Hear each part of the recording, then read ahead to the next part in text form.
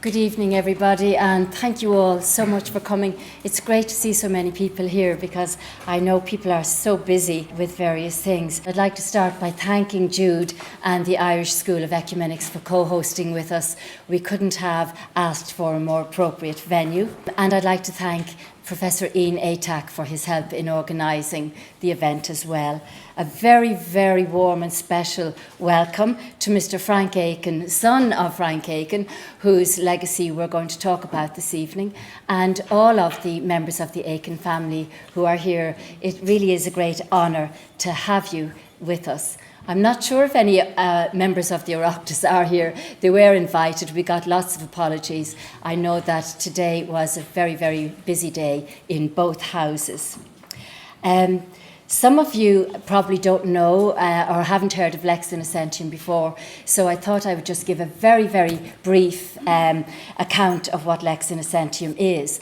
Lex Innocentium is also a very important part of Irish legacy and a very, very old part dating back to the year 697 AD. In that year, an Irish monk, Bresnihan, born in Donegal but also 9th Abbot of Iona, called a synod in Birr, County Offaly, and at that synod he promulgated his law, Lex Innocentium, the law of the innocent, the law of those who do no harm.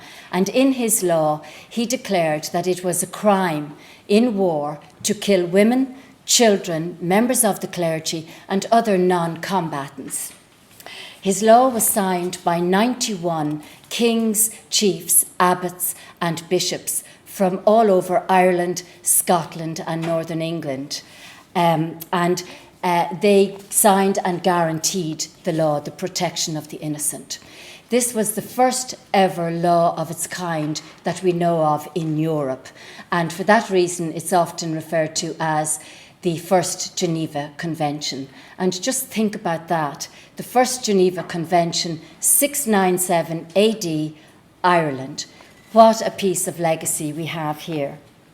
And last September, we decided to revise Bresnihan's law to extend his protection to all of humanity, to the earth in her own right, and to the future generations of humanity, and the future of the earth in her own right. We called our law Lex Innocentium 21st century, and it declares that war is a crime against humanity, a crime against the earth, and a crime against the future.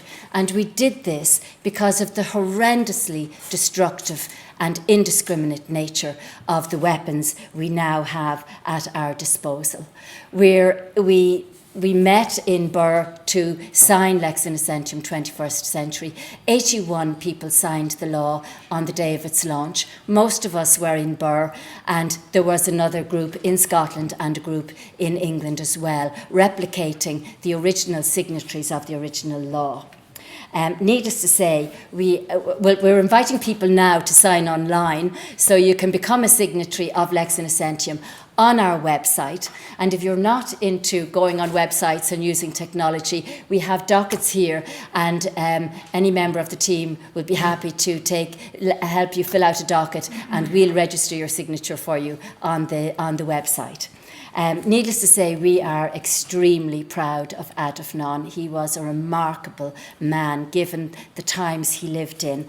But here in Ireland, we have a great many people that we can be very proud of, who left us legacies that were very important and very precious. And Frank Aiken is one of those. And I'm looking forward to hearing more about Frank Aiken's legacy and how important that legacy is now in the context of the challenges we face today. I was really glad to see that this event was happening this week, particularly in light of what happened at the weekend with Mothers Against Genocide. And I think spaces like this are important because we can sometimes take that we can dissent for granted. And at the moment, the right to dissent is really in great jeopardy. So to have spaces like this today is critically important, and to be voices of reason, voices of peace, and voices that are actually interested in the security and future of Ireland is just incredibly important. So I first became interested in Frank Aiken when I completed my PhD at UCD on the subject of Fianna Fáil in Northern Ireland. It was while working at UCD Archives that I was struck that there was no biography on Frank Aiken. And this was all the more surprising to me because Frank Aiken's papers were housed in UCD Archives in the late 1990s.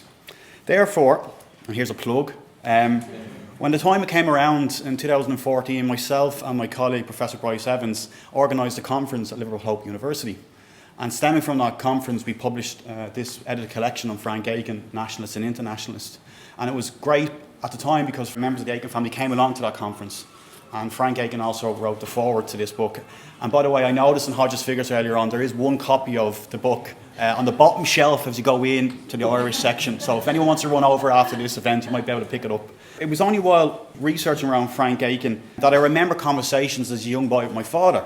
I didn't know it at the time, but when I used to play pitch and putt up in Lamb's Cross in Sandyford, if anyone's familiar with Sandyford and Lamb's Cross, there used to be a pitch and putt course there. It's where Frank Aiken lived. That's his home.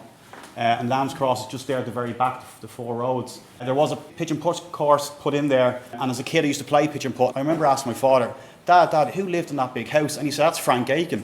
That's the Armagh man, the Fianna Fáiler. And I was like, okay, didn't know much about it. And then here we go, 30 years later, I end up writing a book on him and conducting research on him.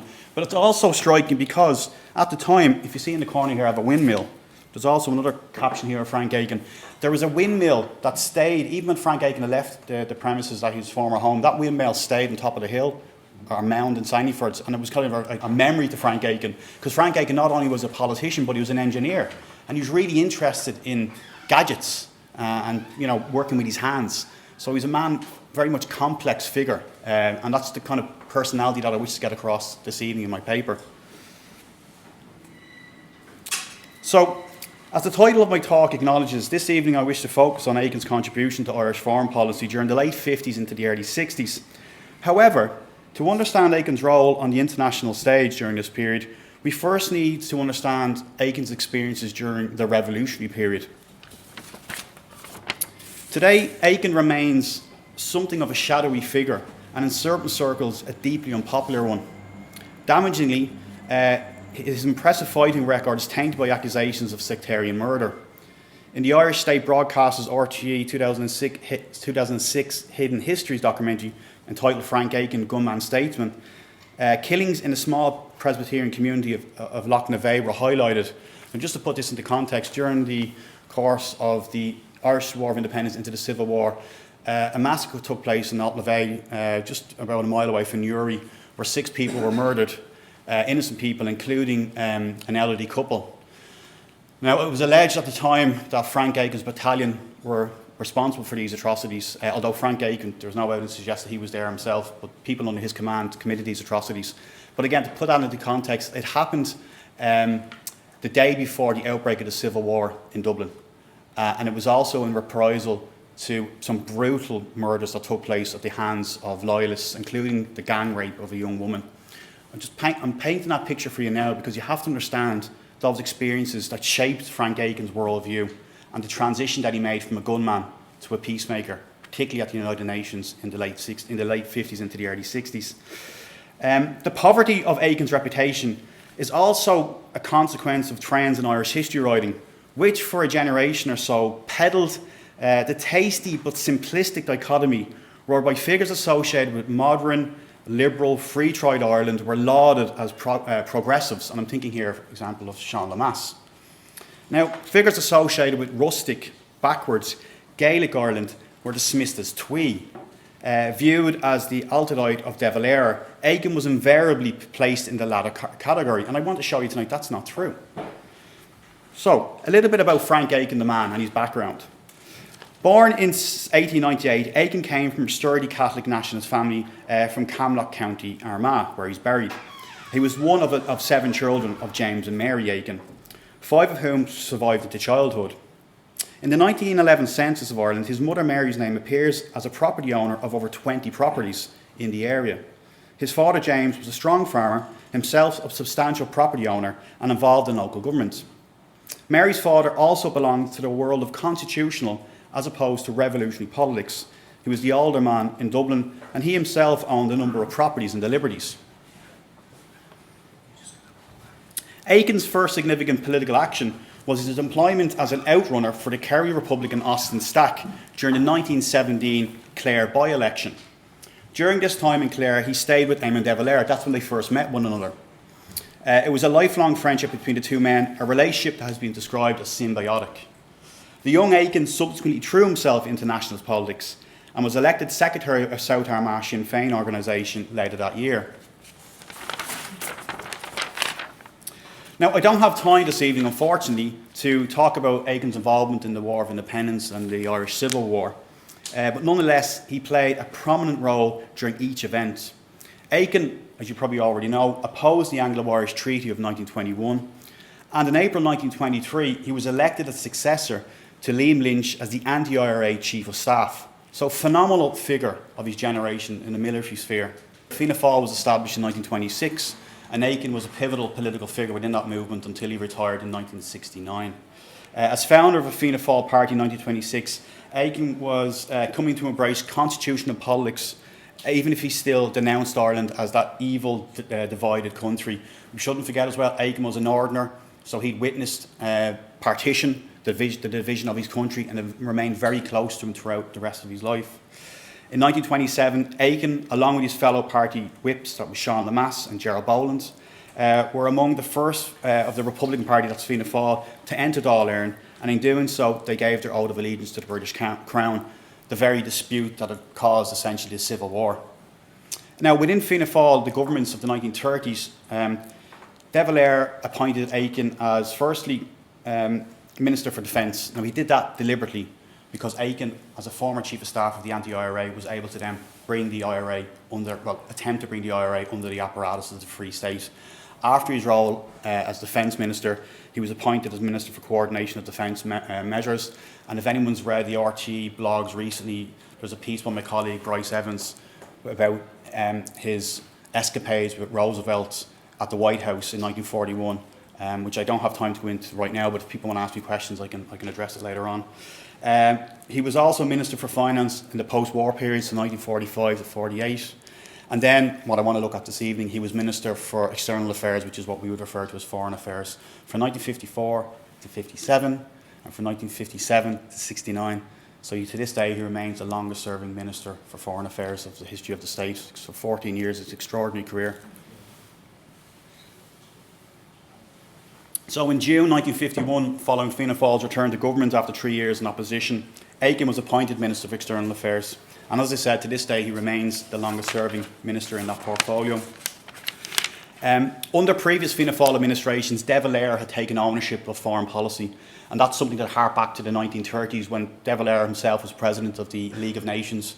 But once Aiken comes into power in 1954 as Minister for External Affairs, he starts to shape his own independent foreign policy, which is quite distinctive, and I wanted to just demonstrate that as I go along over the next few minutes. Now, Aiken's tenure as Minister for External Affairs coincided with profound changes in Irish society. The 1950s was scarred by mass immigration, widespread unemployment, civil unrest and political instability. The 1960s heralded a new sense of optimism. During this decade, inspired by T.K. Whittaker's first programme for economic expansion of 1958, Ireland's once lacklustre economy gradually flourished. For so long the backwater of Europe, Ireland now dared to embrace cultural and societal changes far beyond its shores. This march towards modernity was encapsulated by the visit of the American President John F. Kennedy to Ireland in 1969, and Aiken played a leading role during that visit, and there's some lovely images of Aiken and JF Kennedy together. Nonetheless, impeded by ingrained political conservatism and the dogmatic teachings of the Catholic Church, this transition was a slow and tortuous journey. And it's within this context that Aiken's heyday as Minister of External Affairs occurred. A revolutionary conservative, the embodiment of what you might describe of the old guard traditionalists within Fianna Fáil, Aiken, as we'll learn, was not immune, nor indeed ostensibly opposed to the changing nature of Irish society. So not the twee de Valera or Aiken image that traditional historiography has kind of portrayed him as. Indeed, his 18 years as Minister for External Affairs reveals a man eager to transform Ireland's reputation on the world stage. Although sometimes crouched in conservative ethos, Aiken was willing to take political risks. And this is what's so important about politicians, the ability to speak up and take the bold decisions and take risks. Aiken certainly did that. And he was not afraid to upset upset people at home and abroad. So, just to turn to the subject of my paper, the crux of what I wanted to talk about this evening, their mortal danger. Addressing the General Assembly of the United Nations in November 1957, Frank Aiken outlines, quote, the sole purpose of his foreign policy, and this is, quote, Aiken himself, everything I said was to get the nations of the world to recognise their moral danger and to plead with them progressively to eliminate the causes of conflict in which disputes could, quote, be settled on the basis of law and justice. So this is one of Aiken's first speeches when he arrives in New York as Minister for External Affairs. These words encapsulate perfectly Aiken's pursuit of a pacifist, non-aligned and distinctive foreign policy during the course of his political career. His own revolutionary and anti-imperialist background left a lasting impact upon his political thought, convincing him of the necessity to find peaceful solutions to international problems. And that's why I introduced you to the tragedy of Alt-Levay, the killings, the murder. That lived with him. And he brought that with him when he became Minister for External Affairs. So this evening I want to touch upon kind of the golden age of Aiken's involvement at the UN, which is around 1957 to 1961. Because after April 1961, Sean Lemass takes arguably a stranglehold over the Irish government's UN policy, and Aiken is forced to kind of retreat into the background. It's not to say it's no longer completely independent, but it certainly takes on a more pro-Western sympathies. So a little bit of background to this. In March 1957, Fianna Fáil returned to government and Aiken returned as External Affairs Minister. Over the next 12 years, until his forced ministerial retirement in 1969, Aiken remained at Ivy House. This period began with a major shift in Ireland's UN policy, because under Aiken's guidance, the Fianna Fáil government was eager for Ireland to end its so-called subservient position under the American administrations of that period. Such an approach categorically rejected the pro-Western policy pursued by the former government, the second inter-party government, under Liam Cosgrave, who was then Minister for External Affairs and later on, of course, Taoiseach. Now, having studied the inter-party government's performance at the UN, Aiken believed that under his authority, the Irish delegation should follow a more independent position and, in his own words, not become part of any Thai groups, bound by agreements to support one another, no matter what the subject matter was up for discussion. So, from 1957 to 1960, Aiken moved the outlook of the Irish General Assembly delegation towards an independent stance at the UN. He believed that Ireland, as a small nation, neutral and without colonial and imperialist ambitions, should champion three central principles: self-determination for smaller nations, preventative diplomacy, and a dedication to safeguard and protect the legal and institutional structures of the UN. Now, Aiken's personality and previous revolutionary experiences impacted greatly on Ireland's stance at the UN. His guerrilla days during the Irish War of Independence, his position of commandant of the 4th Northern Division of the IRA, and his brief time of Chief of Staff of the anti-IRA forces during the Civil War left a strong imprint on his political philosophy. Now, Aiken's revolutionary background thus greatly influenced his independence and activist attitude at the UN. It convinced him of the necessity to find peaceful solutions to international problems, rather than to turn to violence. As he informed the UN in 1960, and this is to quote Aiken, Ireland's supreme interest was to, quote, reduce violence and to extend the principle of peaceful settlements. Now, during Aiken's period as Minister for Foreign Affairs, he came up with several initiatives at the UN. I don't have time this evening to go through all of them, but they're here for your attention again. There's Aiken's drawback plan of 1957. There's a representation of China. I'm going to use that as a case study next. There's the Algerian independence. There was Irish partition. There was the Greek Cypriot independence debate. The recognition of Tibet. Apartheid in South Africa. Irish peacekeeping in the Congo. Aiken's Middle Eastern plan, which is often very much overlooked, and I'd be happy to take questions on that after my talk. Aiken and the Cuban Missile Crisis. Ireland had a non-permanent seat on the European Security Council during the Cuban Missile Crisis. Extraordinary. People came to Aiken for advice during this crucial period. And then lastly, and I'll finish up, non-proliferation of nuclear weapons. In September 1957, Ireland cast its most controversial vote at the UN, its endorsement of the Indian motion seeking the discussion of the so-called representation of China on the UN's General Assembly.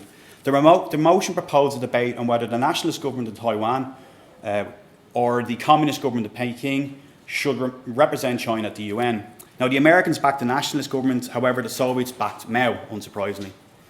Under the previous inter-party government, Dublin had been counted as a safe pair of hands, blocking the entry of the Chinese communists into NATO. Aiken, this is what's really interesting, saw the China vote as a litmus test for the Irish delegation's non-partisan and autonomous identity at the United Nations.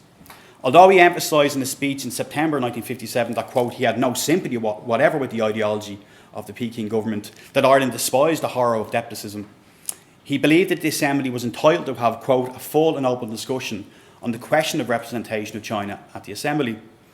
Now, initial reaction in some quarters to Aiken's decision to support the motion raised questions about his judgment. He was even accused of being a communist sympathiser.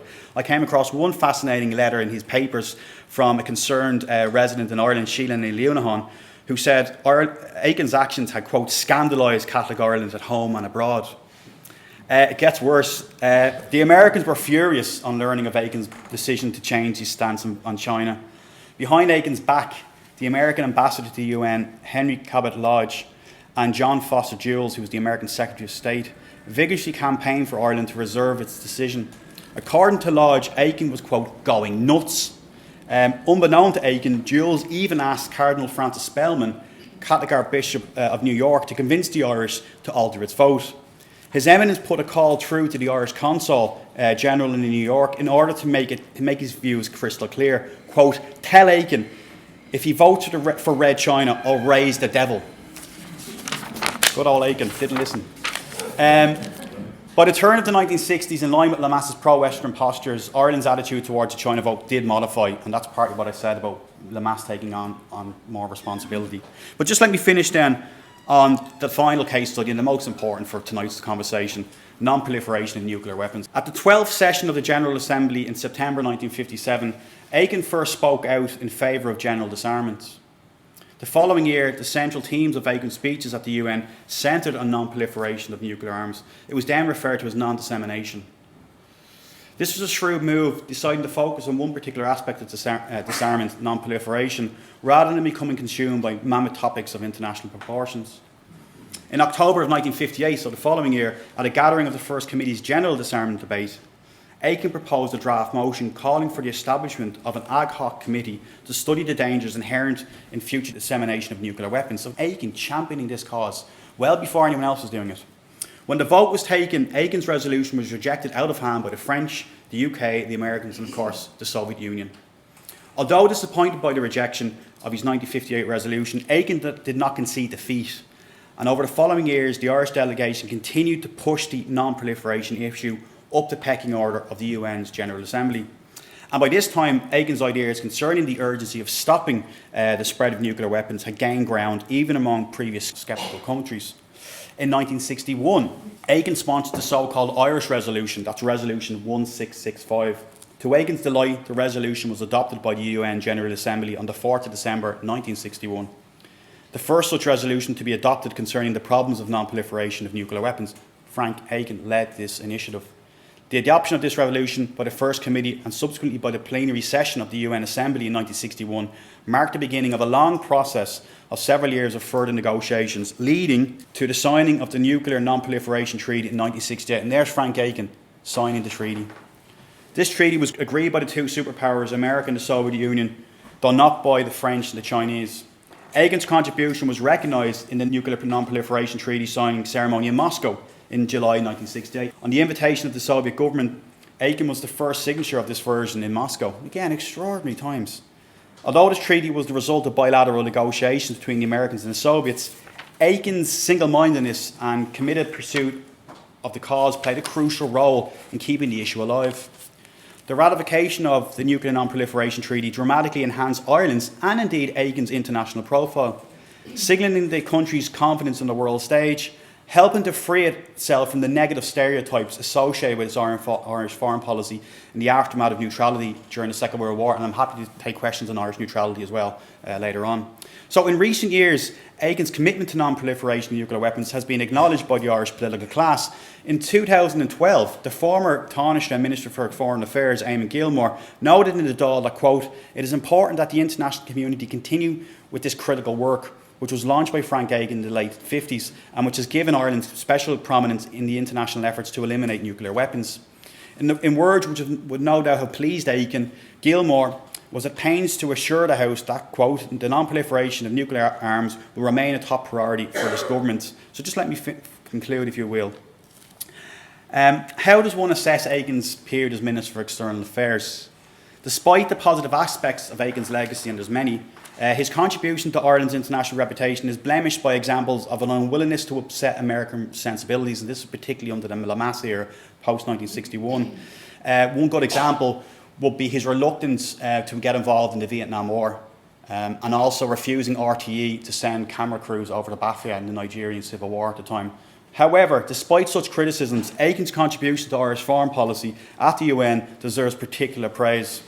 His pursuit of an independent policy at the UN, this was primarily before 1961, his advocacy of self-determination for smaller nations and emerging nation states in Africa, and not least his tireless endeavours to restrict the proliferation of nuclear weapons, are but a few examples of Aiken's influence in Irish foreign policy.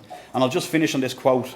Indeed, on learning of Aiken's retirement as Minister for External Affairs in 1969, the New York Times wrote, quote, "It is hard to envisage anyone but Frank Aiken heading Ireland's delegation at the opening of the United Nations General Assembly."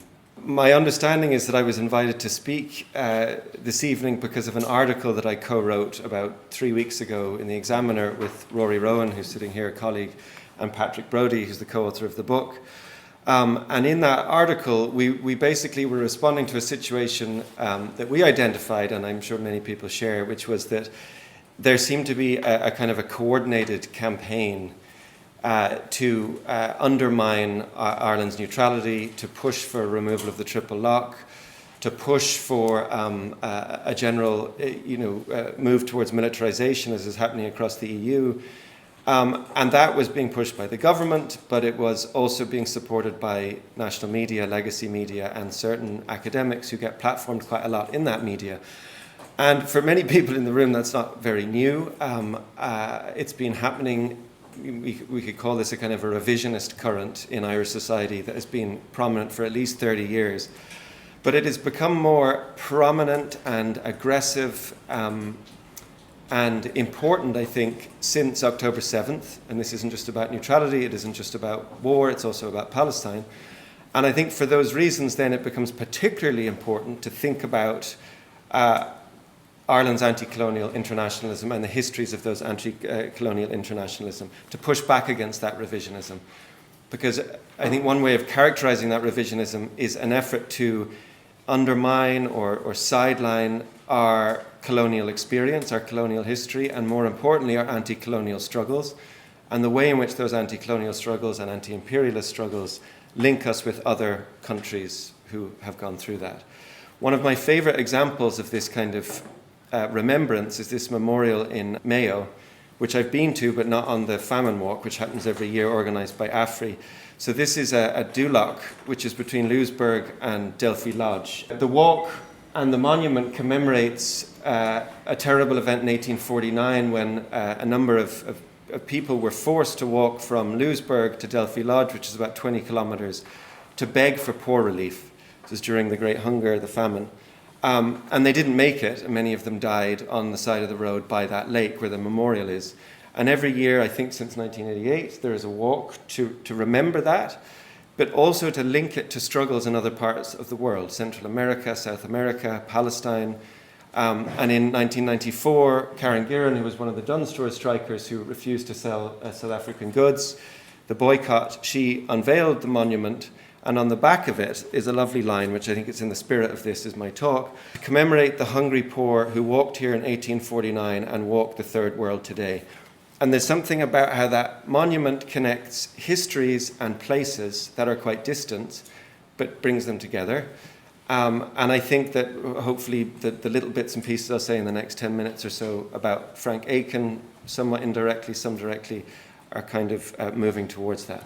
So, my encounter with Frank Aiken is actually through Bord na Móna, and it's some work that I've been doing for this book about Bord na Móna and thinking about Bord na Móna in terms of Ireland's development and post-colonial development. in Todd Andrews' book, who was the first director of the Turf Development Board and then director of Bord na Móna when it was established in 1946, he writes that Bord na Móna wouldn't have happened without Frank Aiken. And Frank Aiken is well known, as well as his international work in the UN, for supporting the development of Ireland's indigenous resources, natural resources, and development of indigenous industry. This is a picture of Turon in County Offaly, which was a private enterprise that was established by Arthur Griffith, who was an engineer actually in the colonial administration in the early 20th century. He was involved in developing Dublin Port and the canals. And he developed on his own land this enterprise which developed mechanized peat extraction and turf-powered electricity generation. So he developed these technologies. And when Todd Andrews visited in about 1932 or 33, he says in the memoir that he saw in parvo, or in miniature, what Bord na Móna would become. And effectively, Bord na Móna nationalized this. It was a private enterprise. They bought it. And things developed from there. I think it's important to talk about the context for this. So Fianna Fáil come to government in 1932, or power in 1932, Frank Aiken as Minister for Defence. Why was there a turn towards developing, say, indigenous resources? There had been the land annuities campaign, and through pressure from that campaign, De Valera, the Fianna Fáil government, refused to pay these land annuities to the British government, which was basically compensation for land taken during colonisation. And it was this kind of agrarian reform, or this kind of intervention around land, that triggered the economic war, which we could think about as sanctions in today's language. Sanctions on Irish cattle going to Britain.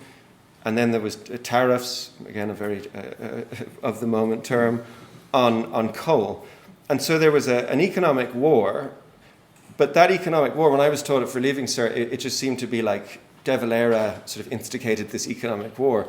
But really what this was about was a process which many former colonies went through, which was an effort to de-link, to some extent, from their dependence on their former colonial power.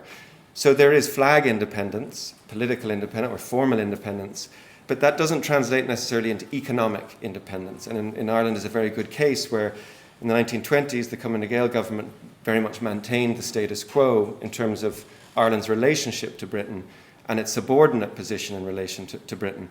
So developing turf, which was very much supported by Aiken, as an indigenous fuel source, was about breaking dependence on British coal, which was about not only developing native industries, but about allowing Ireland to no longer be so subordinate.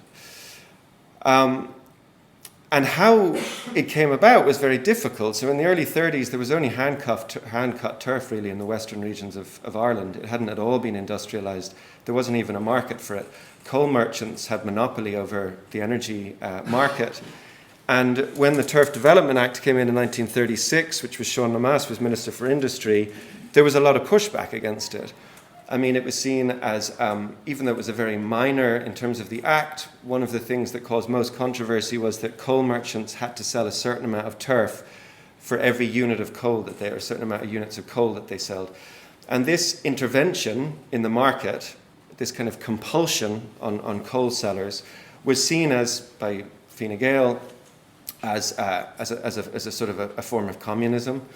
And more importantly, or interestingly, this relates to what Stephen said about this idea of the rustic, or the twee, or the kind of Gaelic kind of ideology, which is very associated with De Valera, Aiken. This is a quote from one of the debates around the Act in 1936, which is like, how could we imagine Ireland's development? How could we imagine Ireland's modernisation on turf? Turf, which is this so connected or associated with backwardness, tradition, poverty, austerity. You know, we need to stay with coal as British industrialisation. That's what modernity looks like. And I think that, you know, really riffing on what Stephen was saying, is that Aiken, for me, represents, along with somebody like Todd Andrews, this effort of that generation of kind of Republican Fianna Fáil politicians to really develop something like a sovereign development pathway for Ireland, away from Britain. And that was both about economic development, and it was also about how it conducted itself on an international stage. And so I'm just going to draw on three elements of Bord na Móna specifically that maybe are threads that push back against this idea of De Valera's Dark Ireland. So the first is this idea of an Irish modernity. So Irish modernisation is usually associated with Sean Lemass, Stephen said, Whitaker from 1958, liberalisation, reintegrating into the capitalist world system. But in the 30s, 40s, 50s, there was a lot of sort of alternative visions of what that modernity might look like. So here's a mural by Sean Keating, who you maybe know is a painter very associated with Ard na Crusha and the kind of founding of the Free State and the Republic. And he was commissioned to paint this mural in the Irish Pavilion at the World Fair in New York in 1939. There's actually no pictures of the finished mural, and these pictures are thanks to Tina O'Connell, an artist who managed to sort of reclaim them from the archive and get them coloured. But you can see the painters actually life-size at the front there who are painting it. And what you see in that mural, it's about what Ireland represents. That the title of the World Fair was The World of Tomorrow. So this was a very ambitious, new kind of republic. And what you see is Aer Lingus, semi-state. You see Ard na Crusha, this sort of totemic infrastructure. And in the middle, you can see Bord na Móna's a peat excavator. So this is the beginning of Bord na Móna. And there are engineers, and there are artists, and there are architects. So this was a vision in 1939 of a kind of an ambitious Ireland breaking its links with Britain and developing its own aesthetic, its own engineering, its own technological expertise, and using that with its own indigenous resources to create something different. And that ambition is not just inward-looking, which is often associated with the autarkic, Fianna Fáil, De Valera times. It's also outward-looking. And so again, just thinking through Bord na Móna, where does this development of turf, which is a new development, where does it look to, or how does it develop those resources, those technologies? It looked to Russia, it looked to Germany, and that's Todd Andrews and Lewis Radican in those pictures, archive pictures of a trip in 1956. They visited Russia to learn more about their peat industry. And in the memoir, Men of No Property, Todd Andrews' memoir, it's really quite fascinating how much he looks up to the ambition of the socialist project. So he actually asked the kind of companion that they had, Alexandrov, who took them around, to bring him on a private tour of all of Lenin's sites. So he went to see the kind of armoured car Aurora that fired the first shots in the November storming of the Winter Palace. He writes in the memoir about how 1917, Bolshevik Revolution, was probably the most important world historic moment.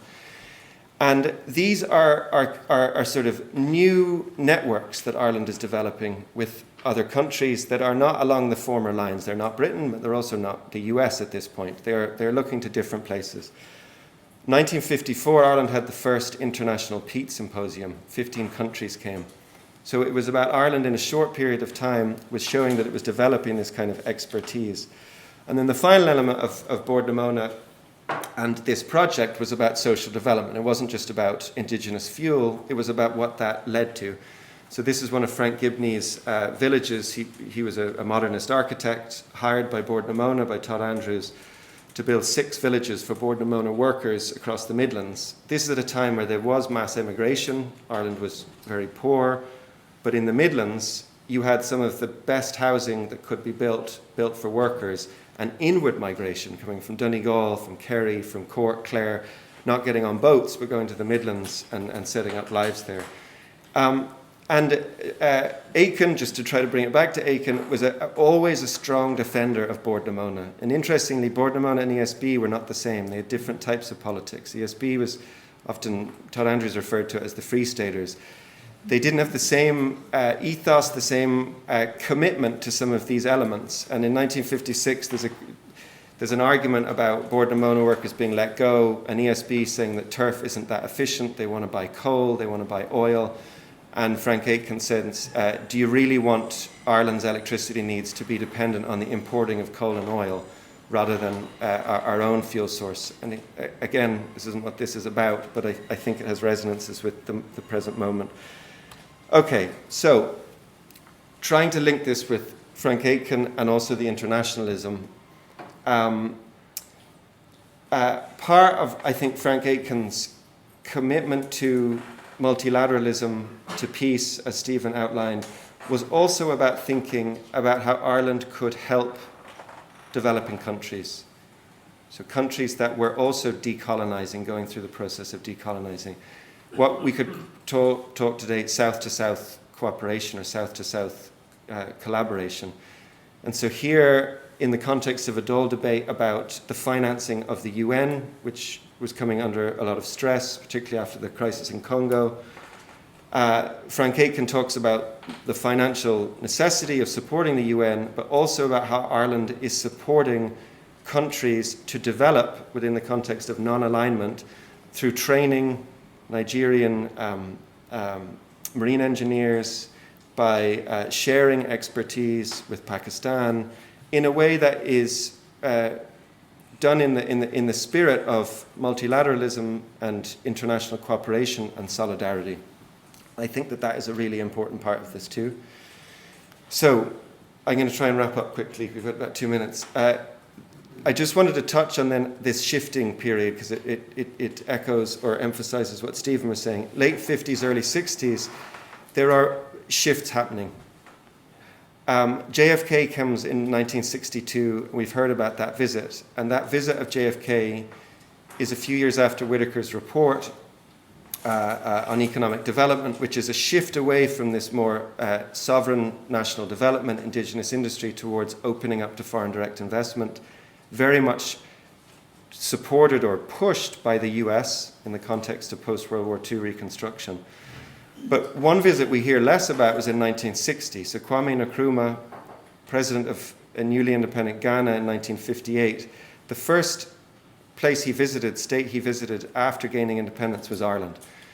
And the Irish United Nations Association held a meeting in the Shelburne, just up the road. It was packed out.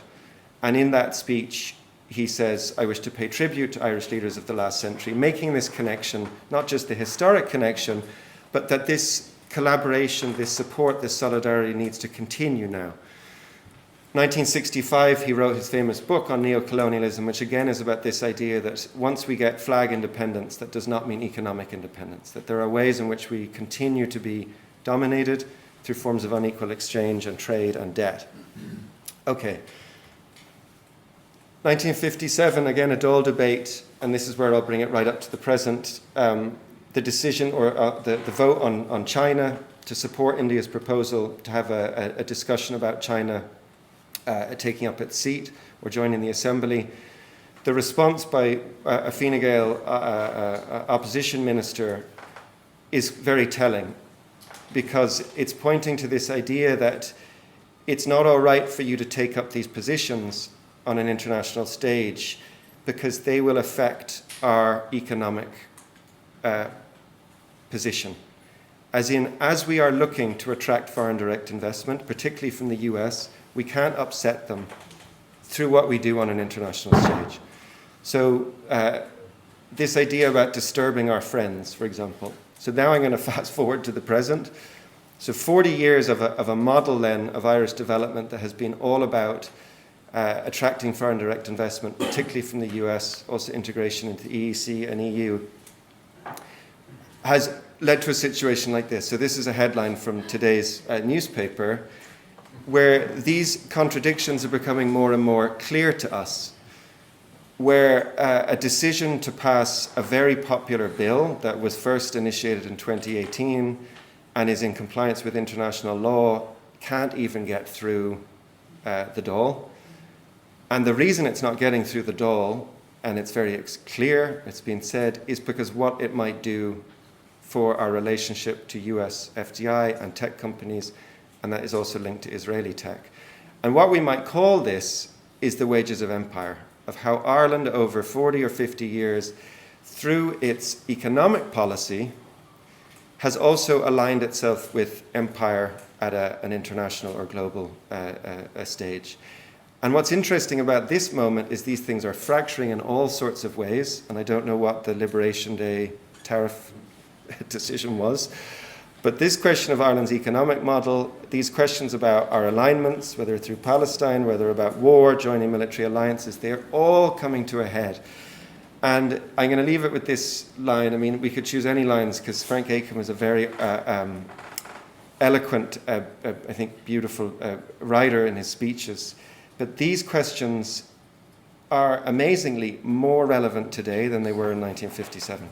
If you consider the climate crisis, you consider the aggressive move towards war, this idea of asking a question, not just in Ireland, but at an international level, of how we can move the course of history away from death and towards life. So I'll leave it there.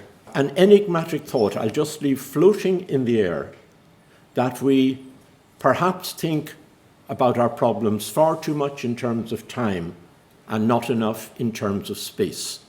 We often need to create space. We need to create space for who we are, what we're doing, what our identity is. And I think this is an instance of creating such space.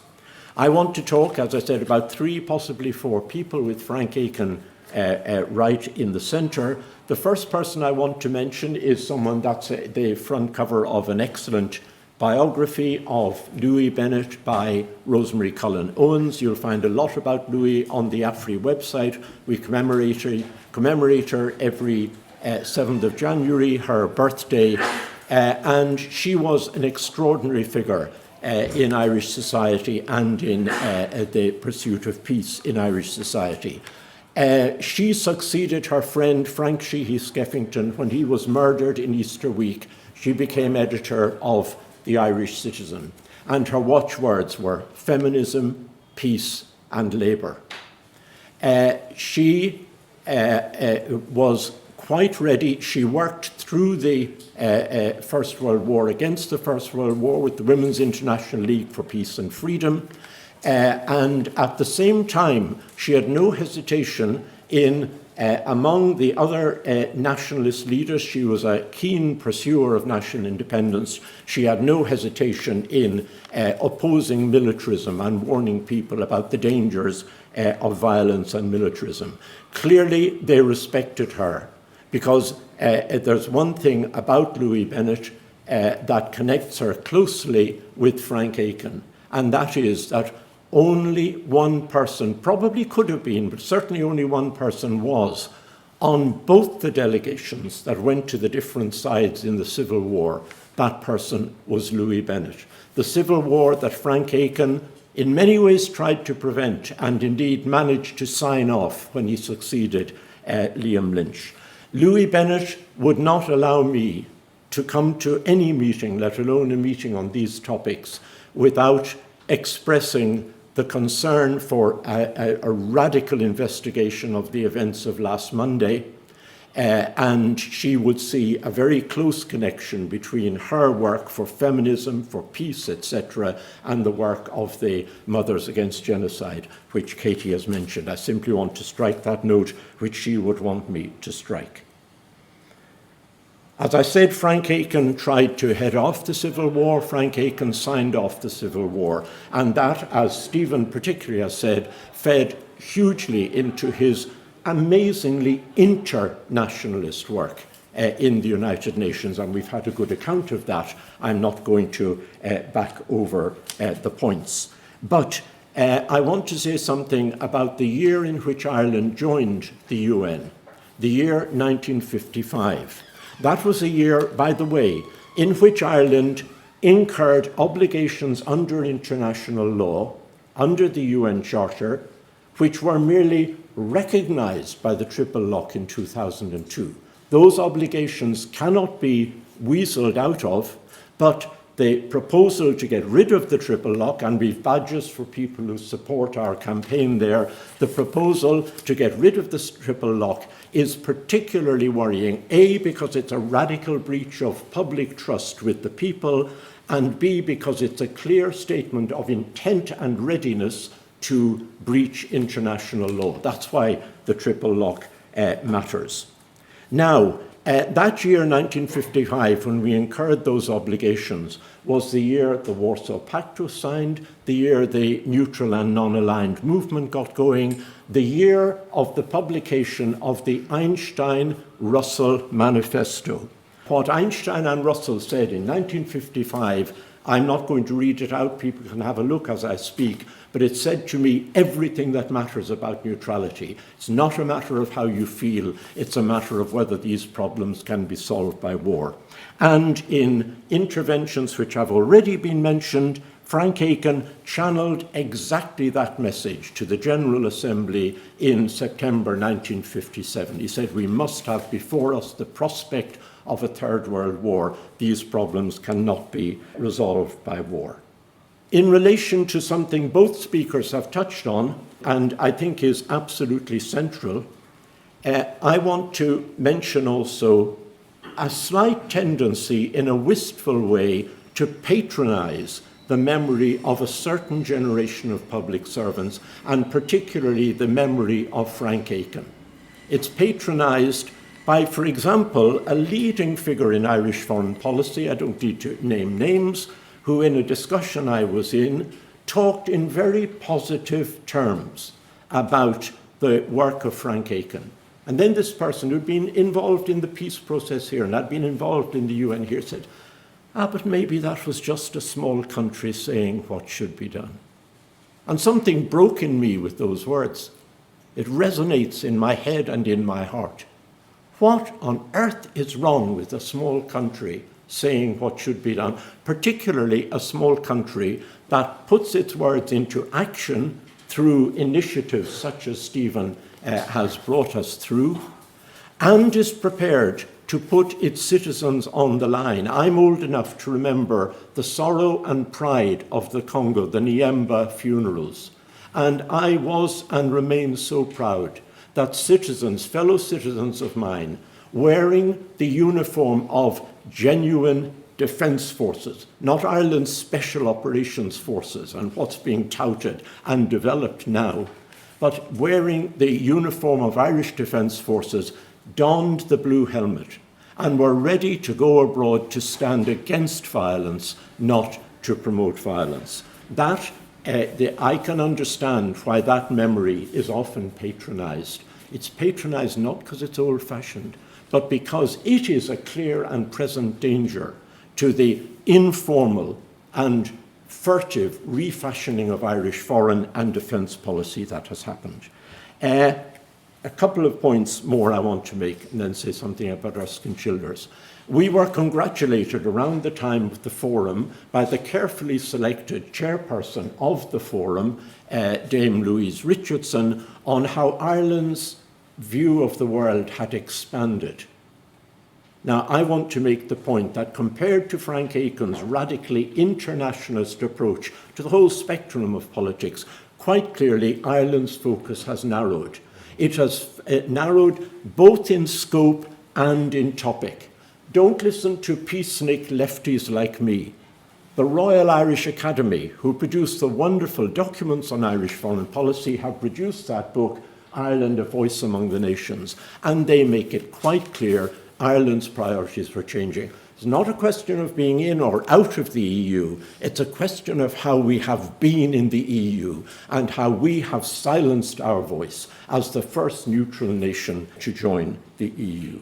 I think this has produced a mess which has not been resolved by either the Commission on the Defence Forces report, and here we have A Force for Good, published by AFRI, in which I've tried an initial critique of the Commission report, or by the forum, on which we have a comprehensive critique here as well. We have got a mess which was not resolved by a defective report and a selective forum. How do we resolve that mess? If only we had a clear, practical example of how the principles of Article 29 could be effectively put into action. We have. It's called the Irish peace process. In fact, a process in which this very place played a role. And there are people here who played crucial roles in that process. If only also somebody had come along and had properly diagnosed the alleged failure of the United Nations, and had also given us a clear path on how we could restore the United Nations and raise our voice within it and act as a small country with other small countries for peace and development. But they did. And that person was Erskine Childers III. Like the Aiken family, a member of a family that went through the crucible of the War of Independence and came out with a radical commitment to peace. The president, Erskine Childers II, made a superb speech in terms of reconciliation in the Dáil in the 1950s, I think it was. And his son, Erskine Childers III, spent his entire life working for the UN, either for the UN or as a consultant to the UN.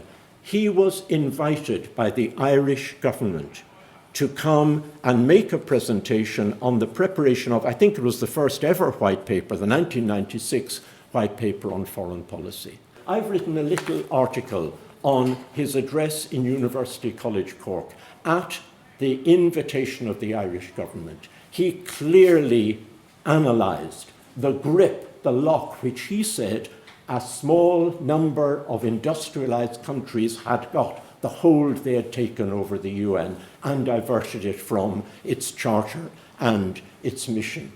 And he made clear, and I'm not going to try to go into all the details here, for two reasons. I summarised that in the article. If you want that article, it's there in the resources, and if you Google John Maguire echo, that article will come up. And that was the most moving meeting I've ever been at. I ran after him down the stone corridors. I said, Mr. Childers, thank you so much for that. He shook my hand and he gave me his text, the actual text he had spoken from. And I think that's a sacred trust. And I think that what Erskine Childers was saying, he was talking about how the principles of Frank Aiken could be made effective and how the UN could be rescued by countries like Ireland modestly in the 1990s. So that's now, from my mind, the crucial importance, never mind defending the triple lot, the crucial importance of working to restore the UN, to restore our involvement in the UN. Maybe we'll even have to move beyond the UN, but certainly moving away from it with a military alliance. A nuclear military alliance is not what Frank Aiken would have worked for, not what Louis Bennett wanted, and not what Erskine Childers was recommending to us. And I've got to mention, I hope I don't embarrass him, but these messages have been stated much more recently by Mr. Philip McDonough, who has been ambassador to Russia, among other countries. He has given an astonishing interview on the Cassandra site, it's there as well, and published an article in the tablet. These values are a clear and present danger to our informal co-optation in the EU-NATO strategic partnership. That's not the way to go, and all of these people are giving us not just moral exhortations, but the tools to develop and move along another road. Thank you very much.